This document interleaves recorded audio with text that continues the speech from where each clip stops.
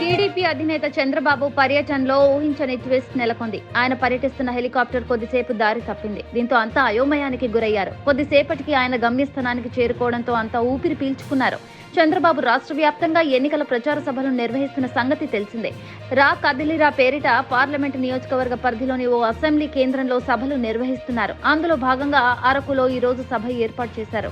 ఇందుకు గాను విజయవాడ నుంచి ప్రత్యేక విమానంలో చంద్రబాబు విశాఖ చేరుకున్నారు. విమానాశ్రయం నుంచి అరకుకు హెలికాప్టర్లో బయలుదేరారు. అయితే నిర్దేశించిన రూట్లో కాకుండా వేరే మార్గంలో హెలికాప్టర్ వెళ్లడంతో కలకలం రేగింది.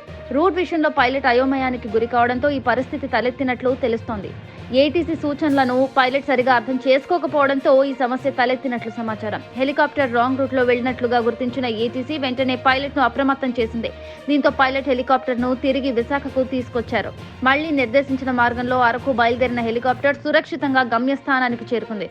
కొద్దిసేపు మాత్రం ఉత్కంఠ నెలకొంది. చంద్రబాబు ప్రయాణిస్తున్న హెలికాప్టర్ పక్కదారి పట్టిందన్న వార్తల నేపథ్యంలో టీడీపీ శ్రేణులు ఆందోళనకు గురయ్యాయి. హెలికాప్టర్లో రాకపోకలకు విమానాశ్రయ ఏటీసీ క్లియరెన్స్ తప్పనిసరి. వారిచ్చిన రూట్ మ్యాప్ ప్రకారమే వెళ్లాల్సి ఉంటుంది. అయితే చంద్రబాబు ప్రయాణించే హెలికాప్టర్ పైలట్ కు ఏటీసీకి మధ్య సమన్వయం లేకుండా పోయింది. దీంతో పైలట్ గందరగోళానికి గురయ్యారు. నిర్దేశిత మార్గంలో కాకుండా వేరే దారిలో హెలికాప్టర్ ను నడిపారు. ఈ విషయాన్ని గుర్తించిన ఏటీసీ పైలట్ కు హెచ్చరికలు పంపింది. ఏటీసీ సూచనలతో వెనక్కి మళ్లించిన పైలట్ తిరిగి సరైన మార్గంలో చాపర్ ను తీసుకెళ్లారు. విశాఖ మన్యంలో మావోయిస్టుల ప్రాబల్యం, చంద్రబాబు జెడ్+ భద్రత ఉన్న నేత కావడంతో అధికారులు ఆందోళనకు గురయ్యారు. అయితే కాసేపటికి మళ్లీ సరైన దారిలోకి రావడంతో అంతా ఊపిరి పీల్చుకున్నారు.